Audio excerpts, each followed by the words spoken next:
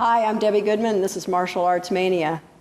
I'm here with one of my favorite guests. At the promise of his manager, James Wilson, I get a training day with Dawn the Dragon Wilson. Welcome, Dawn. Thank you so much for agreeing to this. I don't know that you know what you're in for. Well, we're going to find out, but I'm very happy to be here and speak with your audience. So tonight, we're going to be doing what? Can you tell me a little bit about what we're going to be? Well, if I'm just going to have my selection, I like teaching self-defense. Okay. You know, and mostly I travel around the world teaching kickboxing. Okay. But I'm not a kickboxer. I tell them I'm a martial artist who did kickboxing. Kickboxing is just a sport. Okay. And I'm a kung fu stylist. And so for me, it was just a way to improve my striking abilities. If I could pick and choose what I prefer to teach, it's self-defense. So like tonight, I'm going to be watching you. Uh-oh. Every move you make. Uh-oh. So when your weight is, and I'm pretty good with analyzing a human body and what it's mechanically doing from 30 years of kickboxing. Yeah, there's an advantage, I think, to working out with somebody who's a professional fighter for 28 years. And I'm going to be looking at your body very carefully tonight, trying to figure out everything she's doing right and wrong. I'm trying to think of my Bruce Lee quotes because I've heard everyone just about, but an instructor is like a finger pointing the way.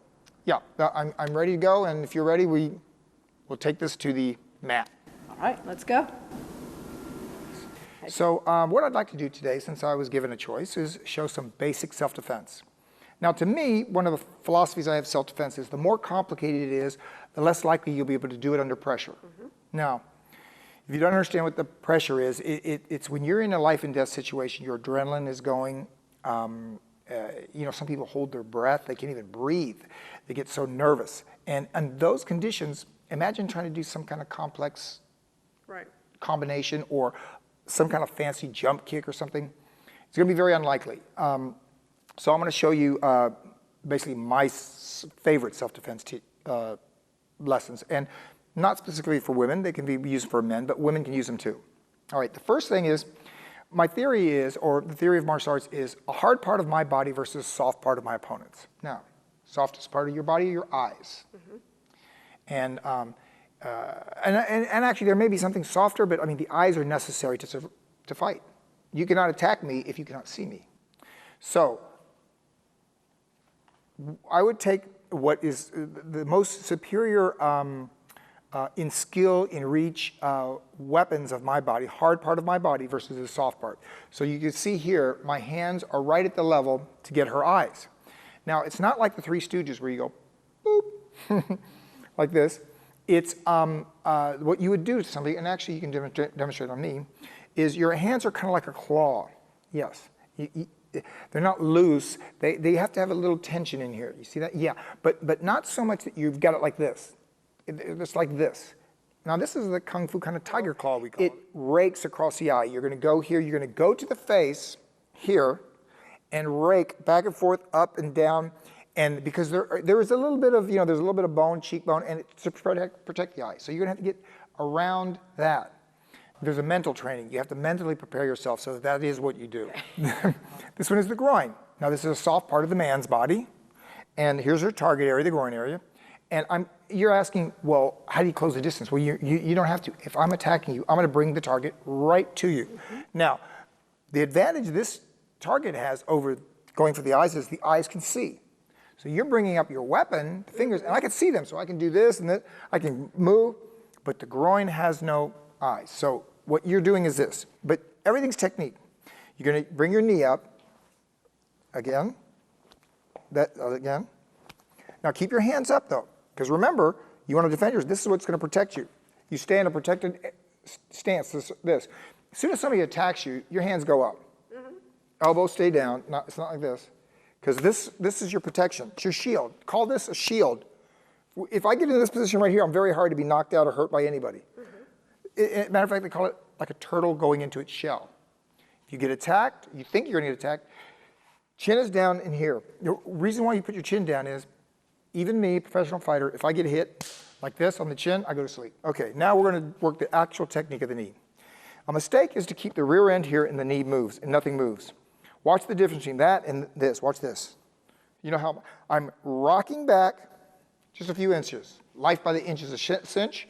Life by the yard is hard. Just pull your hips back. When they come forward, you bring the knee up. Now let's try it that way. Oh, no, you got to pull the hips back first. Rock back like this. Yeah, and then in. Better. Also, why is that hand down there? That's called your hands are in your pocket. There you go. Hands are on your chin. Better. Better. Now you're getting it. Now, anytime you do any martial art technique, punch, kick, elbow, you exhale at the point of contact. Part of it is because you can actually deliver more force that way. But the other is it forces you to breathe in. So exhale at the point of contact. I'm going to let out one of my most blood-curdling key eyes.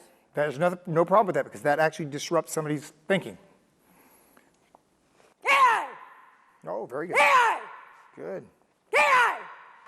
Now that is a good knee. That is a good knee. The other thing is this. They used to allow this technique in the UFC, but it was so damaging they had to eliminate it. Now, they never had eye gouging, of course you know, right? They did actually have groin. You could hit the groin, but they had cups, so they were protected. But this is basically, we use it in football. It's legal. I've knocked out many players. I played college football. You put your face in their numbers. Numbers meaning their numbers are on the chest. Here, and then you just come up. Wow. It's the headbutt. There's no way to block it or anything. Yes, you drop about 2 inches because your center, remember I told you your power is your body. So now, how can you headbutt up? You can't jump. You drop down. You drop down and you come up. Wow. So you drop down, put your face on his numbers. Now here's what the guy's gonna do. This is what happens. Somebody's head comes here. You know what my reaction is? Oh. Boom. That's what happens. People don't put their thing. Just even when I do it with my hand, my instinct is to go, that's just what normal human reaction. They don't do this. Because if they did, actually, if they did look up, it would be harder to hit them. Now, so now the guy goes to grab you. You knee him in the groin. Boom, she's got him in the groin. He comes down. You go for his eyes, but he kind of blocks it. So then you come in here. Drop. You here, and then when his head comes down, you come up. Okay. And a couple of inches, you can hear, boom. Let me show you what the elbow can do.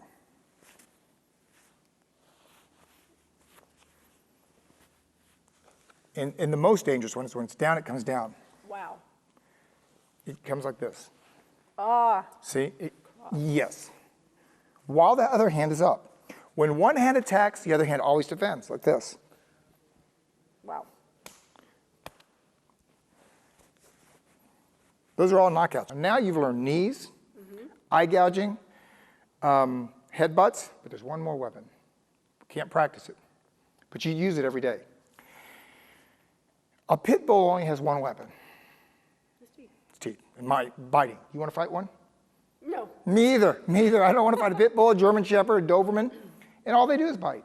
But you know what? We can generate, pound for pound, almost as much pressure as an animal, as in a carnivore animal. Even though we're not really carnivores, we're like monkeys, but we can crack nuts and we can go right through human flesh. If you can eat a prime rib, you can chew right through somebody. Now, I had a guy tell me once, he goes, well, you can't always reach his hands. I said, who says, if I grab you, you don't have to bite my hand. You bite this. If you bite, you can bite through a prime rib, you can bite through human muscle. Oh, wow. When your life depends on it. Oh, yeah. Or your child's life. Let's just give you the ultimate goal incentive. Saving the life of your child. You're not going to bite the guy? You say, oh, that's too gross. Oh, no, you do anything. Right. You're going to bite to survive. If the guy's grabbing you, smothering you, now, no matter, right. I don't have to spend 20 years teaching in jiu-jitsu how to get out of the hold. You can chew your way out. If you can eat a prime rib, you can bite. Now, you can bite, eye gouge, knee, elbow, headbutt.